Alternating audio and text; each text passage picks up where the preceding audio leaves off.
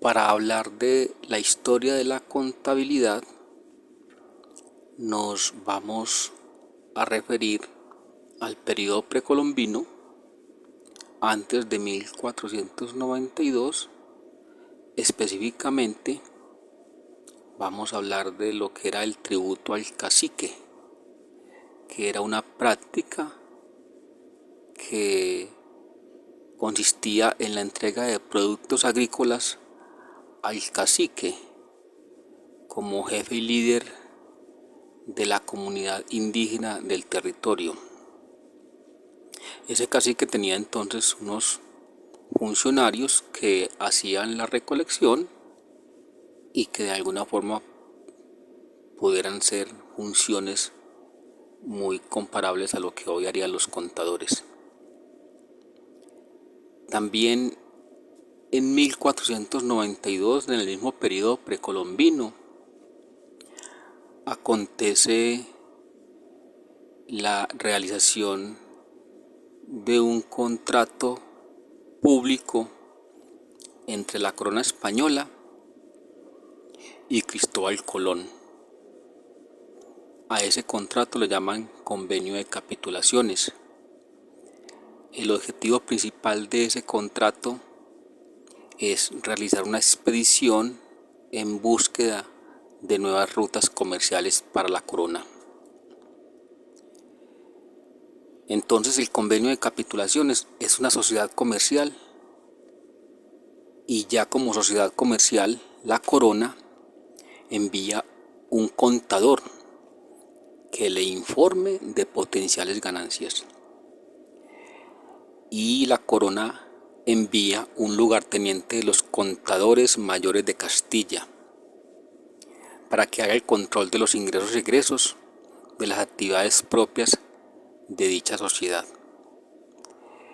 Este lugarteniente de los contadores mayores de Castilla funcionó entre 1493 y 1496. El periodo del descubrimiento, algunos historiadores lo fechan entre 1492 y 1509. En ese periodo, que se inicia en agosto de 1492, cuando Cristóbal Colón zarpa del puerto de Palos de Boguer a realizar su expedición en búsqueda de nuevas rutas comerciales hacia la India. 2 meses después, el 12 de octubre de 1492, llega a las islas del Caribe y durante unos 20 años se logran identificar diferentes puntos y enclaves en las costas de lo que hoy es Colombia y Panamá. En esa expedición logran identificar Nueva Andalucía y Castilla de Oro. La Nueva Andalucía era el territorio costero que va desde lo que hoy es el Cabo de la Vela hasta el Golfo de Urabá. Y Castilla de Oro era lo que se comprende entre el Golfo de Urabá y el Cabo Gracias a Dios, que es hoy en los límites entre Panamá y Costa Rica. Al periodo del descubrimiento le sigue el periodo de la conquista y la colonia. En los primeros años hubo un reconocimiento del territorio y ya a partir de 1509 hasta 1550 más o menos se desarrolla lo que se llama conquista y colonia. Básicamente es una expansión de los dominios de la corona española y se ordenan entonces las guerras de expropiación del territorio encontrado a los habitantes oriundos de América y el poblamiento con la población que llega de España y los primeros procesos de mestizaje. Y se dan las fundaciones de las ciudades, consolidando el control militar del territorio recién expropiado a las civilizaciones indígenas donde habían llegado. En 1511 se crea el Tribunal de la Real Audiencia de Santo Domingo. Una de sus funciones primordiales era realizar los juicios de residencia a los virreyes, los gobernadores, los capitanes y en general funcionarios de la corona para que rindieran cuentas en función de responder por los bienes públicos o los caudales públicos que tenían bajo su administración. Estos son los antecedentes de lo que es hoy el control fiscal que realiza la Contraloría General de la República. En 1524 se crea el Supremo Consejo de Indias. Tiene funciones legislativas, ejecutivas y judiciales. Obviamente incluyen las del control de los bienes de la corona. Dentro de los funcionarios que hacen vigilancia a los recursos de la corona se encuentran los visitadores reales. Ellos visitan las gobernaciones. Las gobernaciones son entidades creadas por nuevas capitulaciones o por contratos privados. Las partes de esos contratos son por un lado la corona y por el otro lado los conquistadores. Las principales gobernaciones en las que los visitadores ejercieron su trabajo fue Popayán, Santa Fe de Bogotá, Cartagena y Antioquia. Estas gobernaciones realizaban cobro de impuestos y separaban una parte para los reyes y hacían la distribución del resto para el clero, por ejemplo, y para otros gastos necesarios de la conquista. En el periodo de conquista y colonia se implementan instituciones tributarias. Esas instituciones eran la encomienda, la mita y el resguardo. En 1523 se crea la encomienda con la finalidad de asignar población indígena a los conquistadores al trabajo doméstico. En 1575, aprovechando ya una institución del Imperio Inca, se institucionaliza la mita con la finalidad de enviar trabajadores indígenas a las minas, especialmente las de Potosí en Bolivia. Y en 1596 se crea la institución de El Resguardo, básicamente para asignar indígenas a la producción de cultivos. Y se les asignaba unas tierras comunitarias que eran inalienables. Nadie diferente a las comunidades nativas podía negociar con ellas. Estas instituciones, la encomienda, la mita y el resguardo, realizaban una función principal de recaudación de impuestos y de recursos y de riquezas para la corona o sus representantes en América. Otra de las instituciones que florecieron dentro de la colonia fue el Tribunal de Cuentas de Santa Fe de Bogotá, y su función principal era la de hacerle control a los recursos de la corona. Igualmente, en 1605 se crean los tribunales de cuentas regionales para descentralizar la función del control de los caudales de la monarquía. La República. Concretamente, se inaugura el periodo de actividades contables de la República en 1819, cuando días después de haber ganado la batalla de Boyacá, se hace una confiscación de los bienes de los españoles y se declaran patrimonio nacional. En 1820-1821 se hace el desmonte del régimen tributario colonial.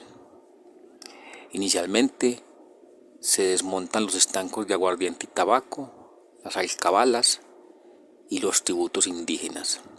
La ley fundamental de la República de Colombia plantea que el gobierno es popular y representativo, en clara oposición al gobierno monárquico que se acaba de derrocar. En esta ley fundamental de la República de Colombia de 1821 hay un acto contable que tiene que ver con el reconocimiento de la deuda nacional de Colombia y la generación de políticas tributarias que contribuyan al gasto público, entre los que se incluye el servicio de la deuda y consolidación de bienes y recursos de la nación. En la década de 1820 a 1830, estos fueron los principales acontecimientos de contabilidad que se desarrollaron en la naciente república.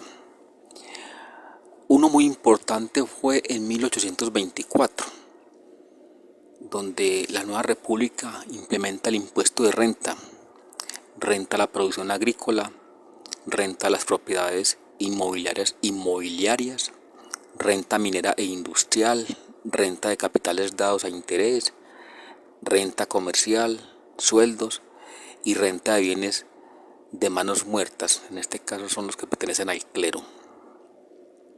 Estos son los antecedentes de lo que hoy conocemos como impuesto predial, impuesto sobre la renta, impuesto de industria y comercio. Iniciando la década, se crea la Tesorería Nacional, que es una dependencia de la Secretaría de Hacienda. La función principal es recaudar y custodiar los fondos públicos de la República. Tiene dos funcionarios, el ministro del Tesoro y el ministro contador. En 1821 se crea la Oficina del Tesoro Público en Bogotá. Allí se organiza la Contabilidad General de la República. Esta Contabilidad General de la República realiza el registro y consolidación de movimientos de la cuenta del Tesoro. Tiene un personal de 5 contadores, un decano y 4 dependientes. En 1822 se crean las tesorerías departamentales y las tesorerías departamentales a su vez crean las tesorerías provinciales.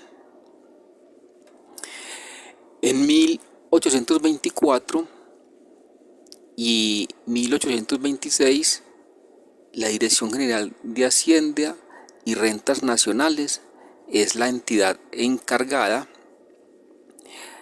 para realizar el trabajo de cuidado de los bienes públicos y recaudo de impuestos. En este caso, esa Dirección General de Hacienda y Rentas Nacionales, que pudiera ser un antecedente de lo que es hoy el Ministerio de Hacienda y Crédito Público, tiene 3 direcciones: la Dirección de Tesorerías, la Dirección de Tabacos y la Dirección de Aduanas.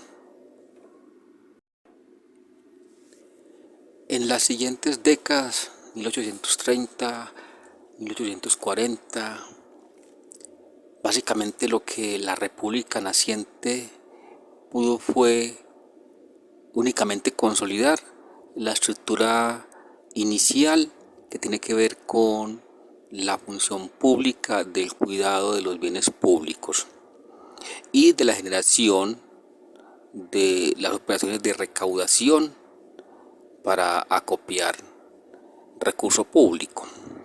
Entonces, en 1831 aparece la Dirección General de Hacienda y Rentas Nacionales, que tiene la Tesorería General de la República, y dentro de la Tesorería se encuentra la Contaduría General de la República.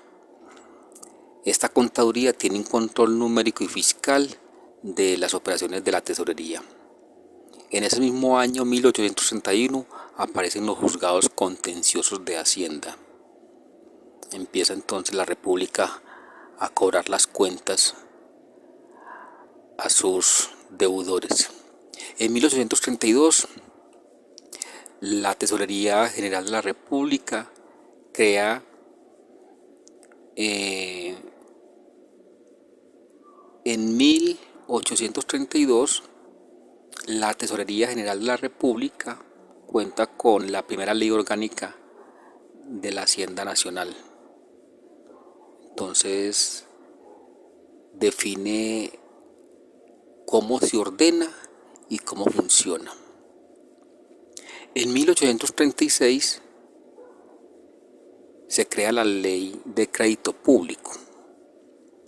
Esto es muy importante porque esa ley es la respuesta al estado de insolvencia permanente y entonces optan por el crédito público como una forma de salir de esas situaciones críticas y de quiebra de la Tesorería Nacional. En esa ley de crédito público entonces se dispone una serie de depósitos que respalden las deudas que se adquirirán. Aparece el depósito de crédito público granadino, el fondo para la atención de la deuda flotante generada por la emisión de valores de deuda, los depósitos de crédito público por salinas y los depósitos de crédito público por medias anatas. En 1840, el Congreso aprueba la Ley de Deuda de la Independencia. Las guerras de independencia tuvieron un costo y ese costo en 1840 apenas se dan cuenta cuánto es lo que costó librarse de la corona española. Para ese momento la deuda pública nacional ascendía a 103.398.287,68 centavos. El 50% de esa deuda pública correspondía a la Nueva Granada, es decir, a Colombia. En 1840, a 31 de diciembre, la deuda consolidada y flotante de la Nueva Granada era de 11 millones y un poco más, cuando el presupuesto de gastos del año 1840 tan solo fue de 2.327.041. Es decir, lo que el presupuesto del año 40 generaba era casi la quinta parte de lo que se adeudaba. En 1843 aparecen entonces muy buenas explicaciones de por qué es tan precario el tesoro público. Encuentran tres causas fundamentales. 1. Lo impreciso y lo complicado de las disposiciones fiscales. 2. La dispendiosa y poco exacta recaudación de las contribuciones. Y 3. La falta de una contabilidad fiscal exacta y la existencia de un sistema de examen de libros defectuoso. Con todos esos elementos, siguen pasando las décadas y son casi 50 años o poco más de 50 años hasta que en 1886 se toman nuevas determinaciones a partir también de los avances lentos que hubo durante medio siglo. Desde 1886 se genera una nueva época de fortalecimiento de la contaduría pública con la reforma constitucional de 1886. Se crea el Ministerio de Hacienda y dentro de este el Departamento de Contabilidad y Bienes Nacionales. Se crea la Contraloría General de la República. Se reglamentan algunas funciones, entre ellas llevar las cuentas generales de la nación. Todo esto en función del fortalecimiento del control fiscal. En 1898 se crea la Corte de Cuentas por parte del Congreso de la República. En 1904 Después de casi 2 décadas de trabajo, de fortalecimiento del control fiscal y de la Contraloría General de la República, se llega a tener un sistema de contabilidad adecuado y funcional, acorde a las necesidades de la época.